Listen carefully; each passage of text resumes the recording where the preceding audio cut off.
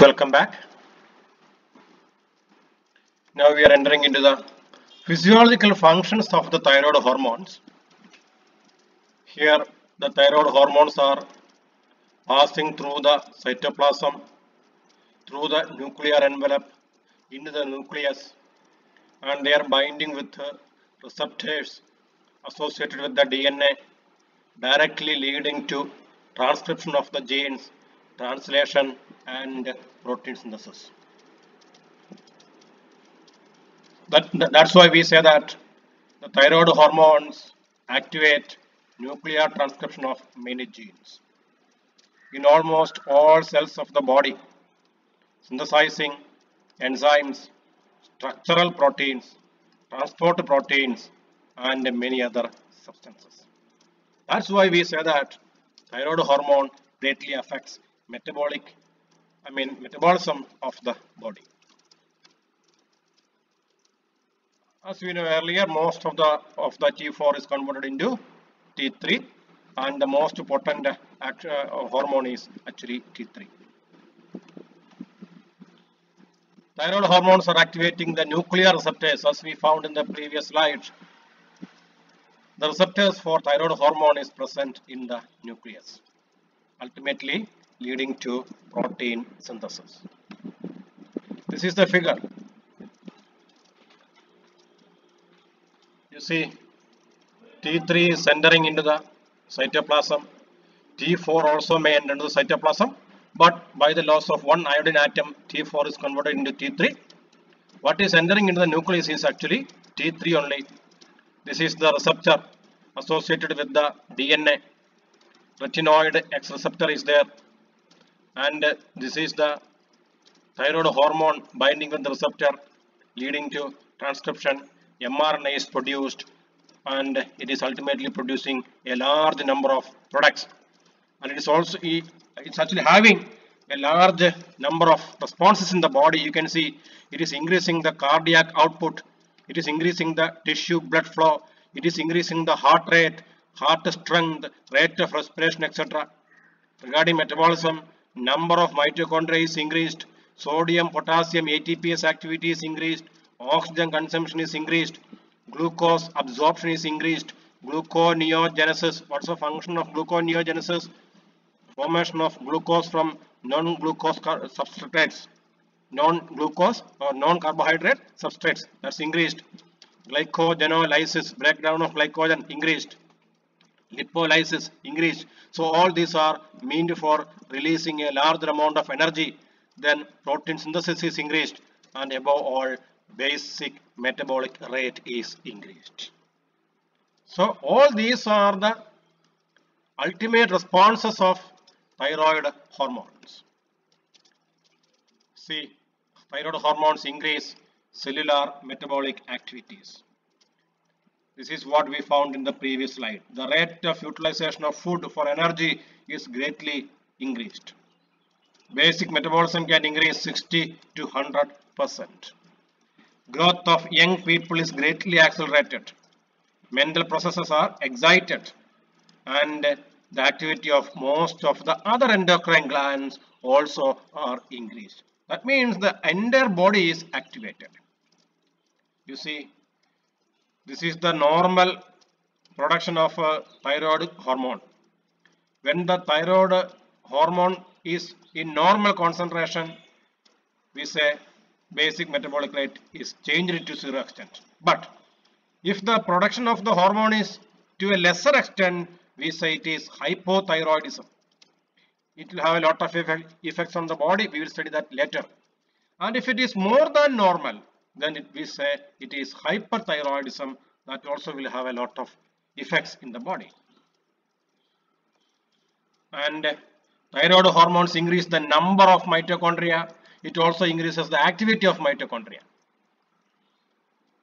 And the membrane surface area of the mitochondria increases. You know that the inner membrane of the mitochondrion is actually housing the ATPase enzyme, ATP producing enzyme. So as the surface area of the inner membrane, you may be remembering the finger shaped projections called cristae, which are projecting into the mitochondrial matrix. As the number of this crystal increases, the surface area increases, and therefore the energy production capacity also increases. That means more ATP is produced as the concentration of thyroid hormones increases.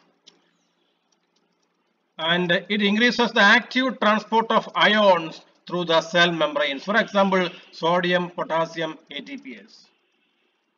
This is activated actually in response to thyroid hormones. It is increasing the transport of sodium and potassium through the cell membranes of some tissues. And this uses energy, and you know that it is also producing heat energy, and thyroid hormones are actually increasing the metabolic rate because of these things. And this thyroid hormone also causes the leakage of the sodium ions, and it will further increase the sodium pump activity. What about the growth on the growth of the body? You see, keep it in your mind. Thyroid hormone is very much essential for the metamorphic change of tadpole into a frog. So from a tadpole, if the thyroid gland is removed, it will never metamorphose into an adult frog. Keep this point in your mind.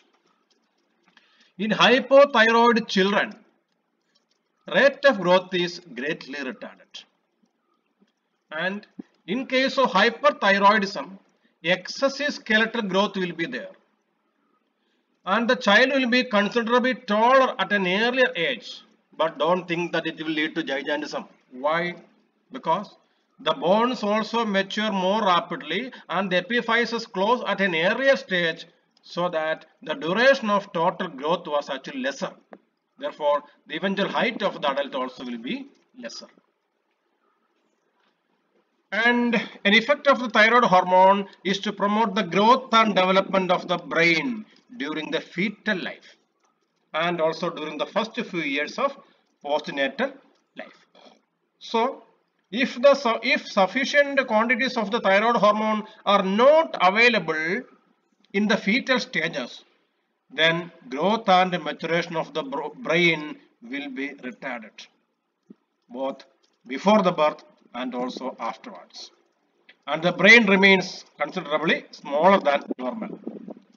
If thyroid therapy is given within a few days after birth, this may be regained to a certain level. Otherwise, the child will be given mentally retarded throughout the life. And thyroid hormones are stimulating carbohydrate metabolism. As we found in the previous slide, carbohydrates are used for energy. So all carbohydrate breaking activities which leads to the liberation of energy will be increased.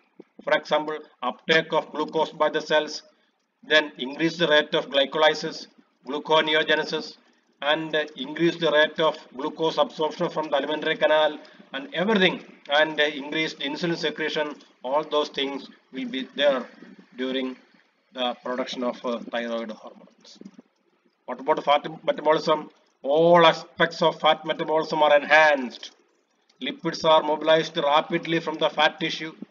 That means the fat reserve will be reduced in the body. And when the fat is mobilized from the fat tissues, naturally the concentration of the free fatty acids in the plasma will increase because of the liberation from the adipocytes. What about the plasma and liver fat?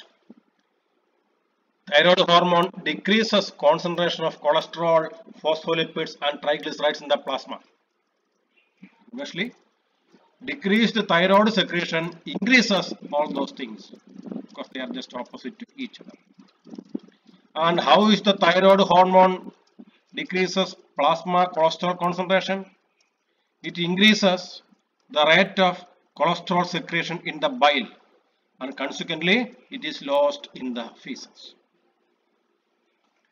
And you know that increased number of LDL, low density lipoprotein receptors on the liver cells is actually causing increased cholesterol secretion.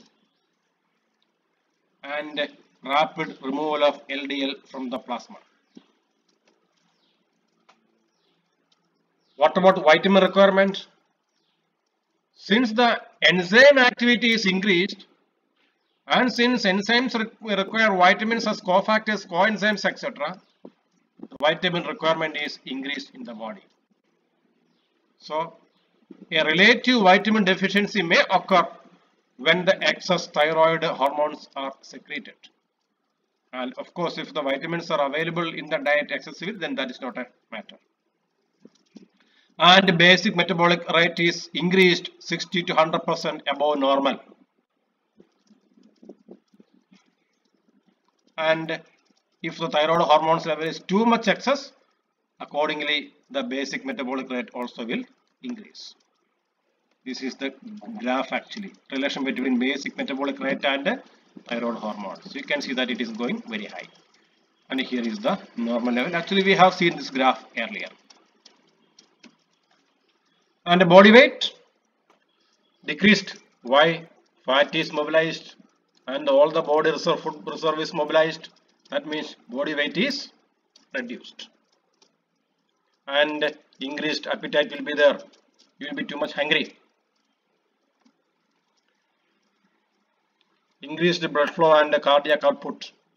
When the metabolism increases, naturally heart rate will increase and blood pressure will increase. Oxygen consumption will increase.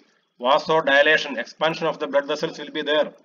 Oxygen consumption will increase. Blood flow will increase. All these are actually associated with increased thyroid ion concentration. Increased heart rate will be there because of increased thyroid ion concentration. Increased heart strength will be there. And cardiac output also will be increased. And arterial pressure. Mean arterial pressure usually remains about normal. But because of increased flow of blood through the tissues between the heartbeats, pulse pressure is often increased. In hyperthyroidism, 10 to 15 millimeter of mercury more. Of course, respiratory rate will increase to supply more oxygen and to release out more carbon dioxide. What about gastrointestinal motility? Thyroid hormone increases the rate of secretion of digestive juices. Excess hyperthyroidism may even cause diarrhea. And conversely, lack of thyroid hormone can cause constipation. What about the central nervous system? Generally speaking, thyroid hormone increases rapidity of celebration, and associated with this, lack of thyroid hormone decreases this function. And that means in hyperthyroid people, extreme nervousness will be there, psychoneurotic tendency will be there, anxiety, extreme worry, etc. What about the function of muscles? Increase in the concentration of thyroid hormones makes the muscles more active. But when the hormone concentration is becoming too much excessive, muscles are weakened because proteins are undergoing breakdown. The opposite is taking place during lack of thyroid hormones. A situation called muscle tremor is very much important. That is taking place in hyperthyroidism, because the muscles are trembling. They are actually trembling. Just keep a sheet of paper in the hands. You can see the paper is vibrating to a very high degree, as if you are frightened of something. It's actually muscle tremor under the influence of excess thyroid hormone. And because of thyroid hormone, there will be an exhausting effect. You will be tired. And since the person is constantly tired, but because of the excitable effect, there may be difficulty in sleep. Actually, once we are tired, we will be able to sleep better. But because of the excitable effect of the thyroid hormone on the synaptic junctions, etc., it will be difficult to sleep. Extreme somnolence is a characteristic of hypothyroidism. Once you have a lesser concentration of thyroid hormone, you will sleep 12 to 14 hours a day. So once you have a more concentration of thyroid hormone, even though you feel tired, it will be difficult to sleep. What about the effect of other endocrine glands? The other endocrine glands also will be activated. They also will produce more hormones from their glands, because the overall metabolism of the body is actually increased. For example, thyroid hormone increases the rate of adrenal glucocorticoid production.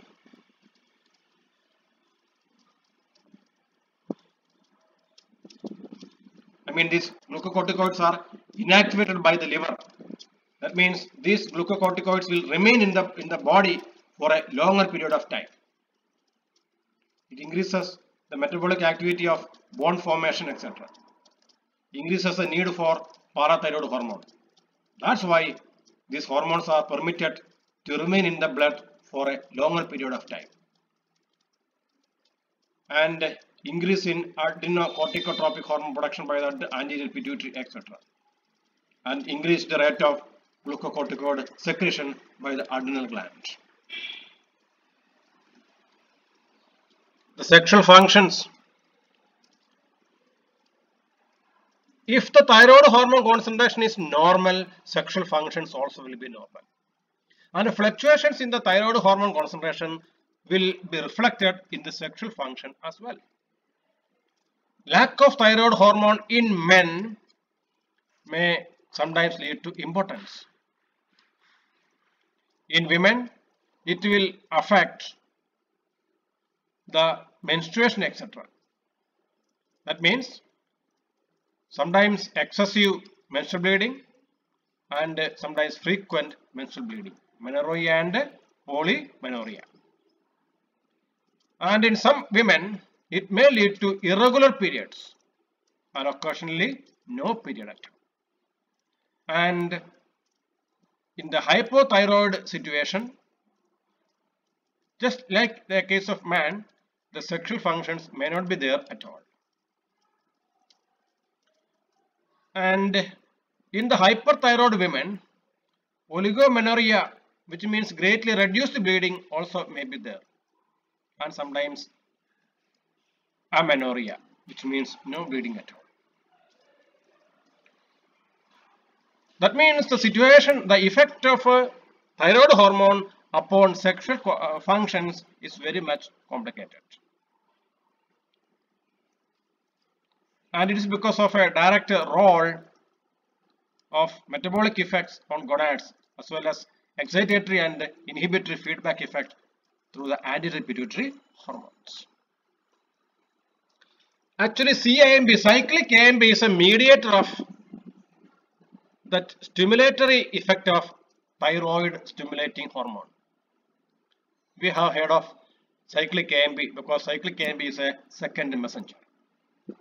We found in the earlier slides as well. What are the diseases of the thyroid hormones? And we will see it in the next slides.